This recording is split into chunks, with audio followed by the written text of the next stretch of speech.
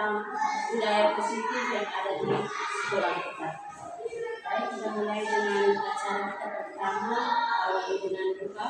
Saya minta Ibu Linda untuk berdoa. Mari kita siapkan untuk berdoa. Dalam nama Bapa dan nama Puji syukur mengucapkan kembali Tuhan atas berkat yang sehingga boleh mengucapkan sejahtera untuk kita kembali kami sehat. Kita berdoakan melalui kegiatan kami, khususnya untuk ke atas diri kami, agar kami boleh mengikuti kegiatan ini dengan baik dan boleh bermanfaat bagi kami. Yang Tuhan Kudus kami puji hingga sepanjang masa. Amin. Terima kasih Linda. Saya berikut pemaparan materi dari Kari Kudus. Saya berdoa. Terima kasih. Terima kasih banyak Ibu Pasti. Selamat pagi untuk kita semua. Selamat pagi. Seperti yang disampaikan oleh Ibu Aktif, hari ini saya ingin sosialisasikan berkaitan dengan budaya positif sebagai tugas kami dari calon guru penggerak angkatan 11. Materi pada siang hari ini akan saya bawakan berkaitan dengan budaya positif. Jadi sebelum kita lanjut, supaya suasananya makin rileks, santai, ada pantun yang akan saya bawakan. Ada dua bait. Hidup damai adalah seni, masak daging beli kemiri. Bersyukur kita di pagi ini sejuta nikmat telah diberi. Taman ikan di pinggir pantai, mari bersama kita nikmati. Bila ingin hidup damai, mari kita terapkan budaya positif.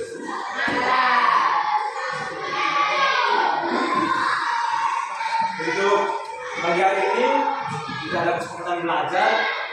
Ada dua pertanyaan seperti yang terpampang di layar, atau perlu ditambahkan lagi atau pas?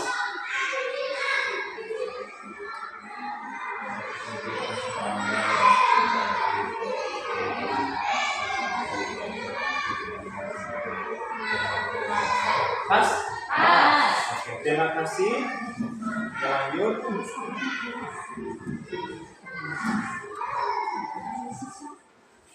Sebelum kita lanjut lebih jauh berkaitan dengan budaya positif, kita akan melihat bagaimana latar belakang sampai harus kita mempelajari berkaitan dengan budaya positif.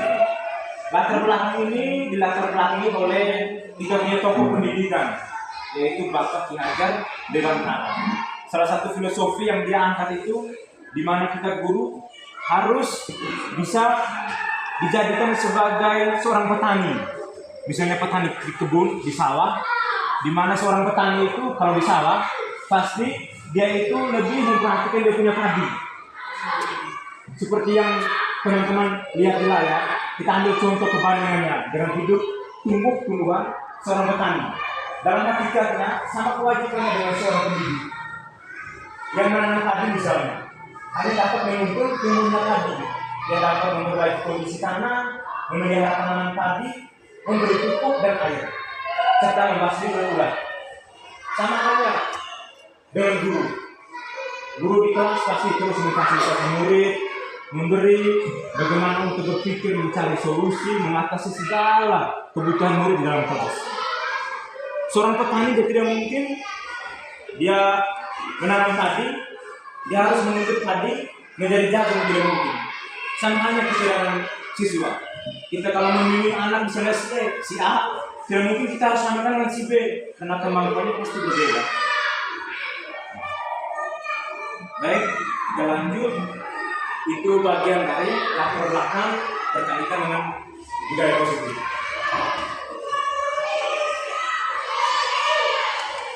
Untuk kesimpulannya dari latar belakang tersebut dapat kita ambil, yaitu di mana kita dapat memahami bahwa sekolah ibaratnya sebagai tanah tempat untuk bercocok tanam, sehingga guru harus mengusahakan sekolah jadi lingkungan yang menyenangkan, menjaga dan melindungi murid dari hal-hal yang tidak baik. Dengan demikian, karakter murid tumbuh dengan baik.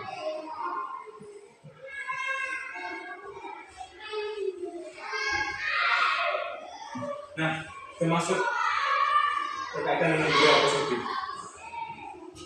Budaya positif ini dia sangat diperlukan untuk mewujudkan pendidikan yang berpihak pada murid. Sebagai seorang pendidik, guru tentunya bertanggung jawab untuk mewujudkan budaya positif di lingkungan sekolah. Agar dapat menciptakan budaya positif, tentunya kita harus memahami, menerapkan konsep-konsep yang inti seperti disiplin positif, teori motivasi perilaku manusia, posisi kontrak sebagai guru dengan murid. Selain itu juga ada bagaimana kita menerapkan segitiga restitusi dalam menyelesaikan masalah. Itu semua berkaitan dengan bagaimana kita menghadapi lingkungan budaya positif yang ada di sebuah lingkungan sekolah ini.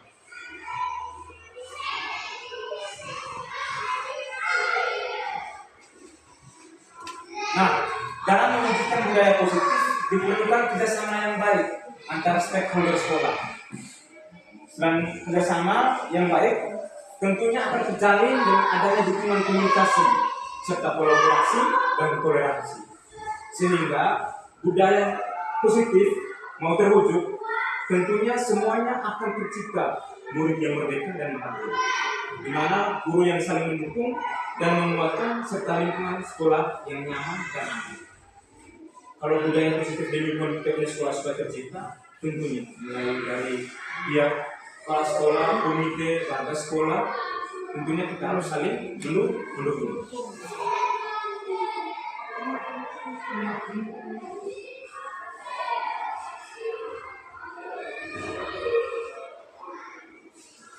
Nah, sekarang kita masuk di konsep-konsep inti budaya positif. Ada 7 konsep yang akan kita pelajari dari bagian-bagian budaya positif. Yang pertama itu berkaitan dengan perubahan paradigma belajar. Terus yang kedua berkaitan dengan disiplin positif dan nilai-nilai kebajikan universal. Terus yang ketiga motivasi perilaku manusia. Yang keempat kebutuhan dasar. Yang kelima posisi kontrol restitusi. Yang keenam keyakinan kelas. Dan yang ketujuh segitiga restitusi.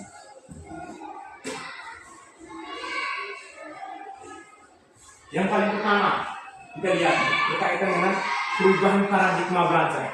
Perubahan paradigma belajar itu seperti alur. Dalam arti pendidikan kita di zaman tradisional itu, di mana kita kadang guru itu menjadi teacher center itu. Sesuai dengan perkembangan zaman, dengan adanya perubahan kurikulum, nah sekarang perubahan kita itu salah satu yang namanya itu misalnya pendidikan yang berpusat pada murid. Itu salah satu bentuk paradigma perubahan belajar.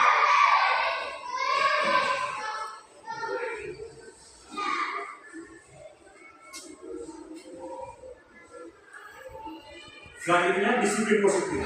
Dalam budaya positif tentunya tadi kita sudah berkaitan dengan paradigma. Setelah paradigma kita harus mengetahui disiplin positif. Karena disiplin positif itu sangat penting di dalam lembaga sekolah untuk menerapkan itu. Karena pastinya dengan menerapkan disiplin positif pasti budaya positif juga akan nampak. Misalnya kita mengetahui salah satu pengertian dari disiplin positif, yaitu suatu cara penerapan disiplin tanpa kekerasan dan ancaman yang dalam praktiknya melibatkan komunikasi tentang perilaku yang efektif antara guru dan murid.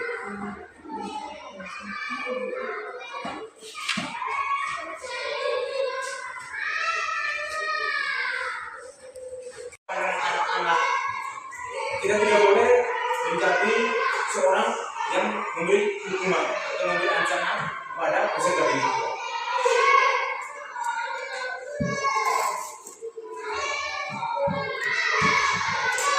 Nah, selanjutnya yang berkaitan dengan nilai-nilai kebajikan pada profil pelajar Pancasila. Untuk nilai-nilai kebajikan ini sebagai dukungan untuk mendukung disiplin positif tadi. Itu salah satunya dengan kita menerapkan nilai-nilai kebijakan, nilai-nilai kebajikan yang ada di lingkungan sekolah. Salah satunya kita menggunakan profil pelajar Pancasila. Nah, untuk itu kan untuk profil pelajar Pancasila ada 6 atau 7? 6, ada 6. Pertama, beriman dan bertakwa kepada Tuhan Yang Maha Esa dan berakhlak mulia. 2, berkebinekaan global. 3, bergotong royong. 4, mandiri. 5, bernalar kritis. Dan 6, ya. Tentunya nilai-nilai kebajikan ini akan melekat baik itu pada kita sebagai pendidik maupun peserta didik, sehingga budaya positif yang ada di lingkungan sekolah kita pasti akan ada.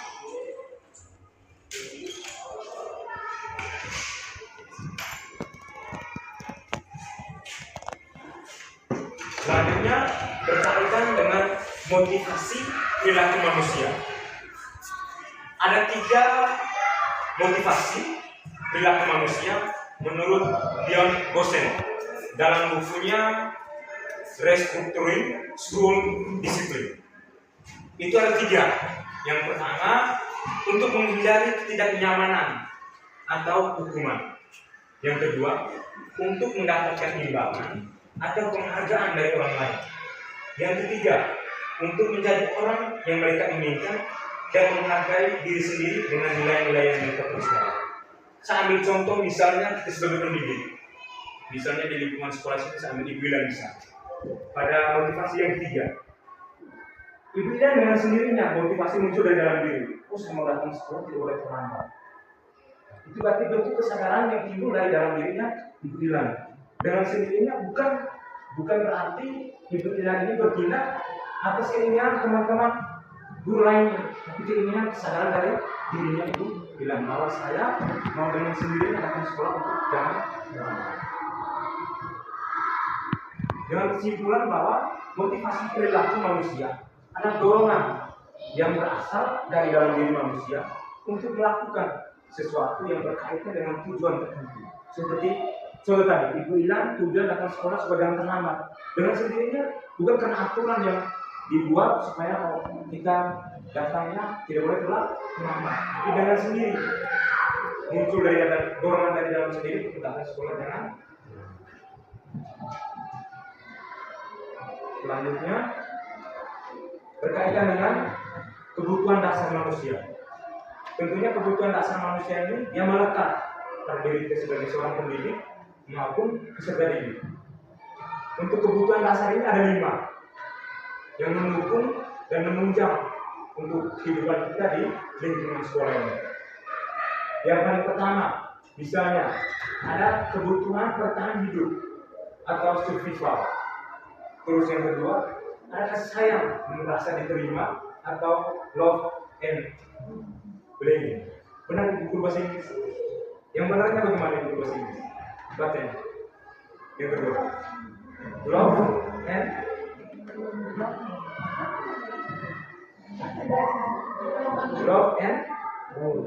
belonging. Ya. Yang ketiga itu berkaitan dengan penguasaan.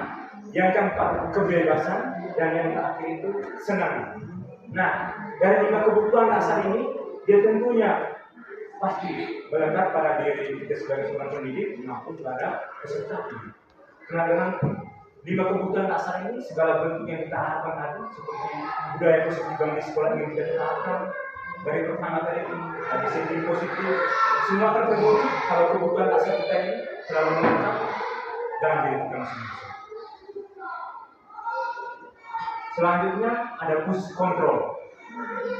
Push control ini lebih cenderung terhadap kita punya ekspresi, di mana di saat kita berhadapan dengan siswa yang bermasalah misalnya. Ada 5 bentuk posisi kontrol menjadi seorang guru. Yang pertama, penghukum. Yang kedua, pembuat rasa bersalah. Yang ketiga, teman. Yang keempat, pemantau. Dan yang kelima, sebagai manajer. Nah, yang pertama sebagai penghukum. Kita saat ada contoh kita di kelas pasti sering menghukum anak. Ada foto, saya tidak langsung saya sedang menghukum anak. Itu seharusnya kita sebagai guru, kalau siswa ada masalah jangan kita memberikan hukuman. Nah, dari situ kita lihat penjelasan.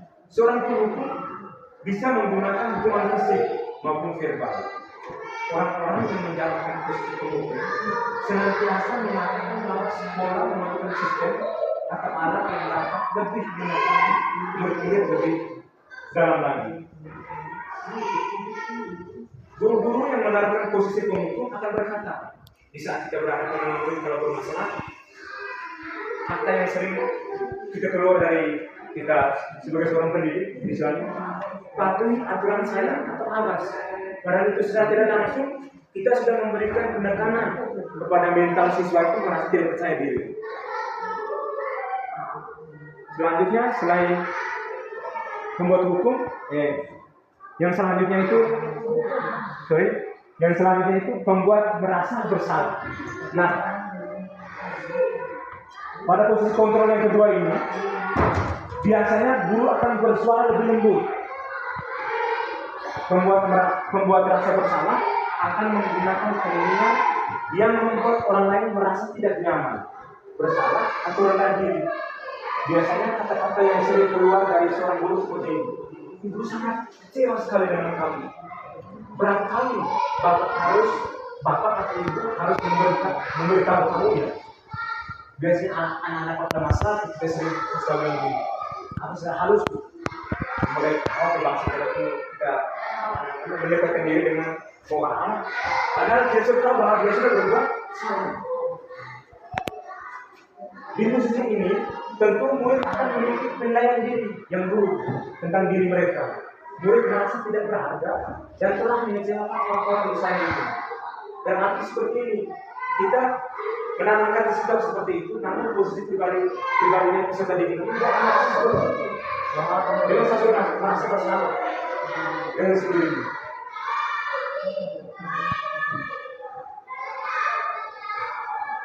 Selanjutnya dari kontrol yang ketiga itu sebagai teman. Itu contohnya misalnya kita sebagai pendidik dengan peserta didik, kita mendekatkan diri kita sebagai teman. Dalam arti kalau siswa melakukan sebuah kesalahan, kita menyelesaikan sebuah masalah itu sebagai teman.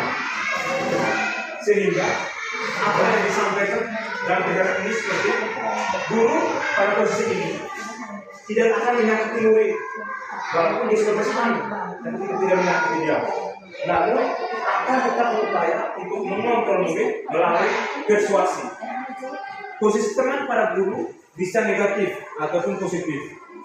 Positif di sini berupa hubungan baik yang terjalin antara guru dan murid.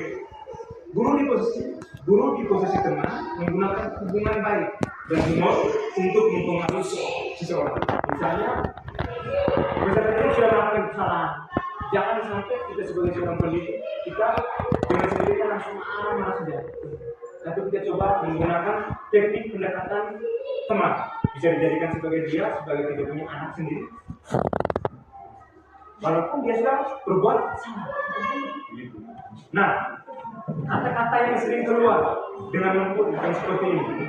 Ayo, bantulah demi Bapak ya. Ayo, ingat tidak bantuan Bapak. Ayo, ingat tidak bantuan Bapak selama ini. Selanjutnya, dia sudah kali ini tidak apa-apa. Nanti Ibu bantu bereskan. Hal negatif dari posisi teman adalah bila suatu saat guru tersebut tidak membantu, maka murid akan merasa kecewa dan berkata, saya pikir Bapak atau Ibu teman saya, murid merasa dikecewakan dan tidak mau lagi berusaha. Hal lain yang mungkin timbul adalah murid hanya akan bertindak untuk guru tertentu dan tidak untuk guru lainnya. Murid akan tergantung pada guru tersebut. Sambil contoh seperti ini. Misalnya Ibu Ila menyelesaikan masalah dengan peserta didik. Biasanya dengan menggunakan teknik sebagai teman, sebagai anak, dengan sendirinya pola pergaulan setiap hari pasti. Ini bukan saya mau menyinggung perasaan teman-teman, tapi saya tidak langsung anak-anak lebih akan menyukai Ibu Ila. Bukan Ibu Ila itu apa sebagai guru kelas itu, tapi karena teknik bagaimana Ibu Ila memberikan ekspresi untuk menyelesaikan sebuah masalah sebagai tenang dengan cara yang baik, dengan sendirinya anak pasti akan merasa seperti itu.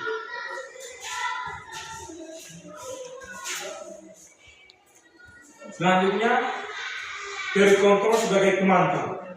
Biasanya kita kalau menyelesaikan sebuah masalah, kita sebagai pendidik bisa berdiri sebagai pemantau. Kita lihat dari jauh, siswa saya ini seperti ini, dengan penjelasan seperti itu.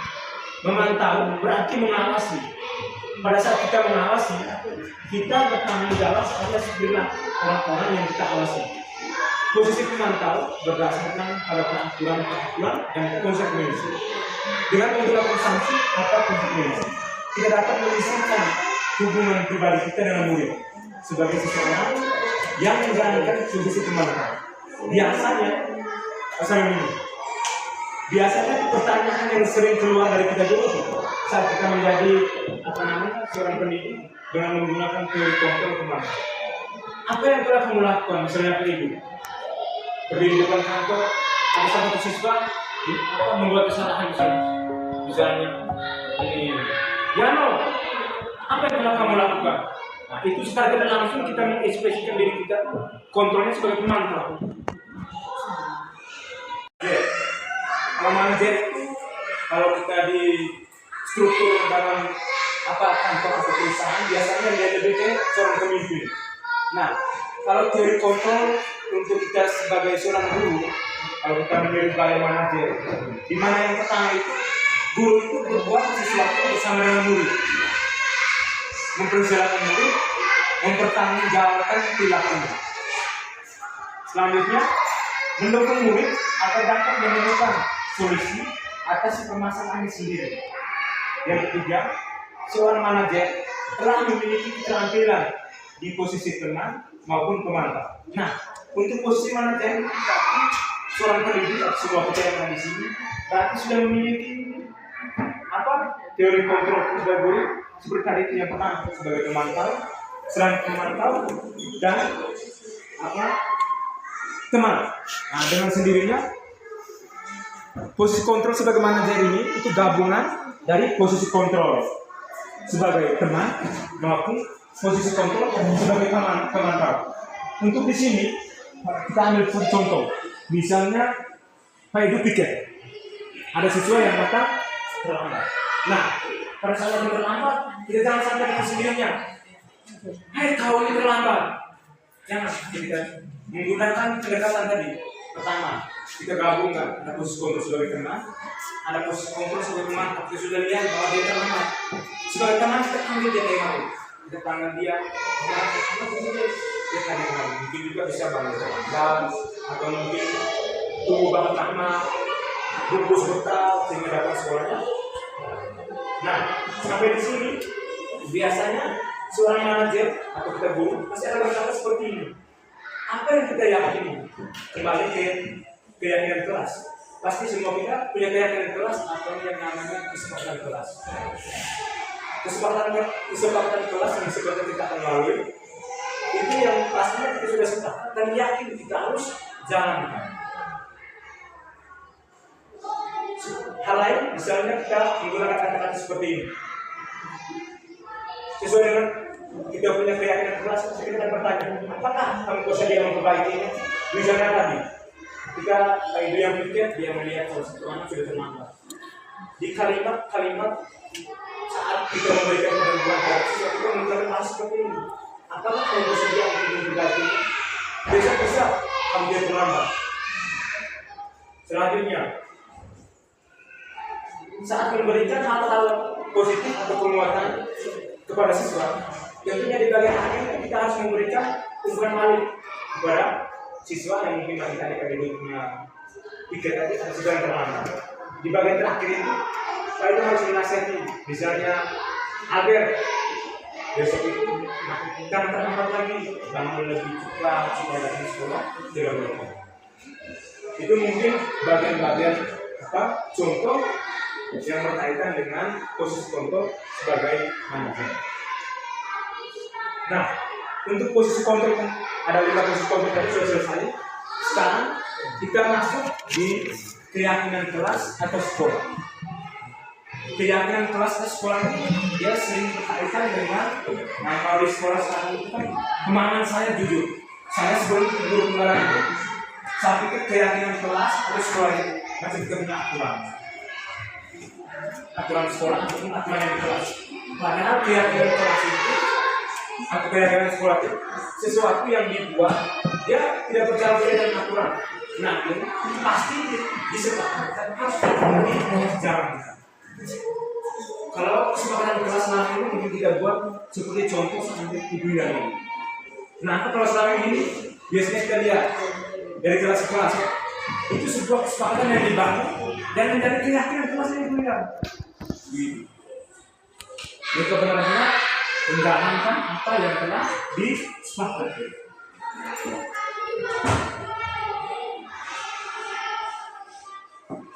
Nah, segitiga restitusi.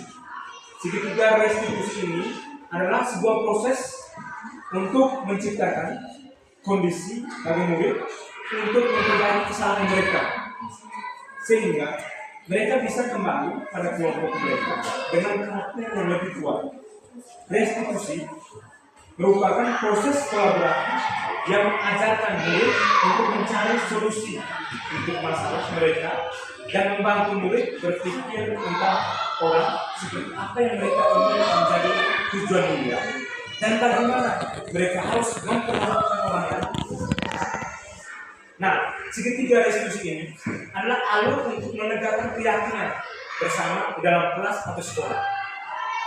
Saya simpulkan, segitiga restitusi ini dalam arti yaitu nanti ada piramid seperti ini.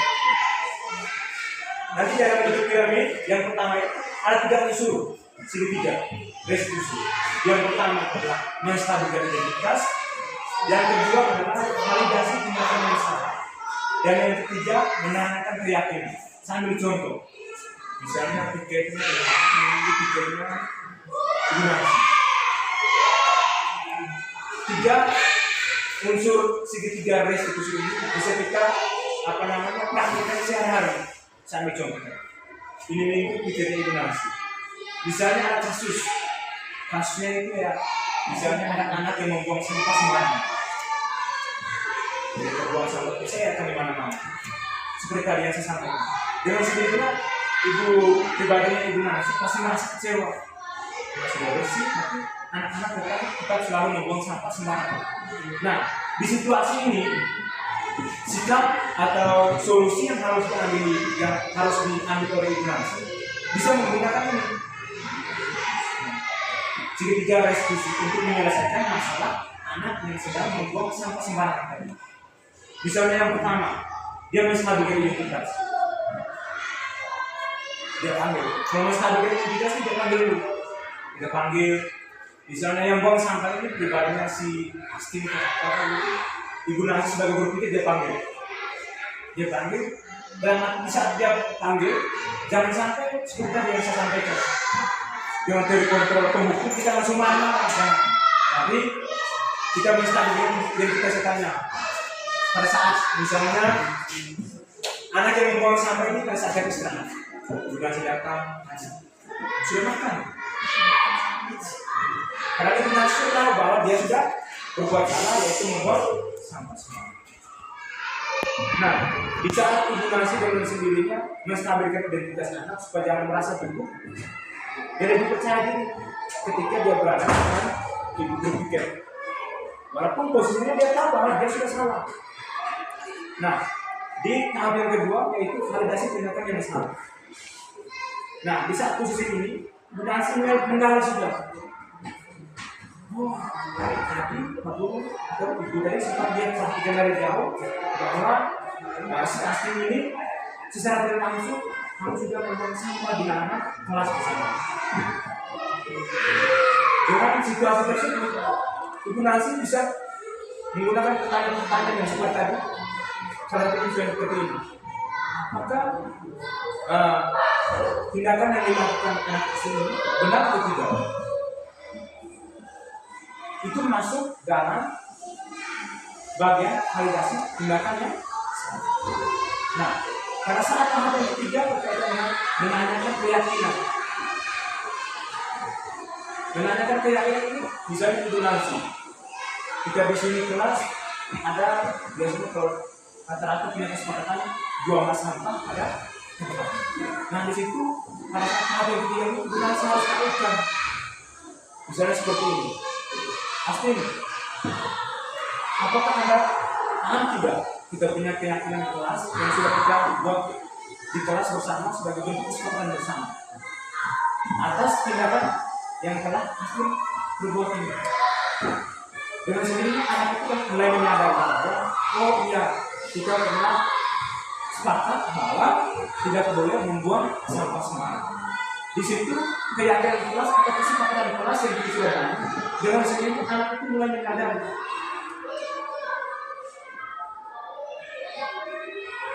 Nah, itu adalah 3 bentuk restitusi untuk kita menyelesaikan masalah baik di dalam kelas maupun di luar kelas. Dalam arti untuk 3 restitusi ini dia itu lebih erat dengan menyelesaikan sebuah masalah. Selain kita menggunakan tadi teori kontrol sebagai guru, kita juga bisa menggunakan ini. Nanti versinya tergantung dari Bapak Ibu sendiri. Kita mau memilih sebagai dengan menggunakan teori kontrol tadi, ada emosi, terus ada pemukul, terus yang terakhir ada manajer sebagai pemantau. Semua itu pastinya tentu berlaku pada diri kita sebagai seorang pendidik. Selain itu, kita juga bisa menyelesaikan masalah dengan menggunakan segitiga restitusi. Nah, ini tadi beberapa pertanyaan tadi yang sudah saya jelaskan. Yang pertama tadi menstabilkan identitas. Kita bisa menggunakan pertanyaan seperti ini. Ada beberapa pertanyaan ini. Salah satu bisa ambil misalnya. Berbuat salah itu tidak apa-apa. Kita menunjukkan menstabilkan dia punya diri di sebelum kita mau menasihati dia supaya kedepannya tidak boleh mengulangi kesalahan yang telah dia perbuat. Selanjutnya, validasi tindakan yang salah. Itu pertanyaan yang kita sampaikan misalnya seperti ini. Salah satunya saya dapat ambil yaitu, padahal kamu bisa melakukan yang lebih buruk dari ini. Jadi ada masalah-masalah lain yang tentunya kita sebagai guru pasti tahu. Yang ketiga, menanamkan keyakinan.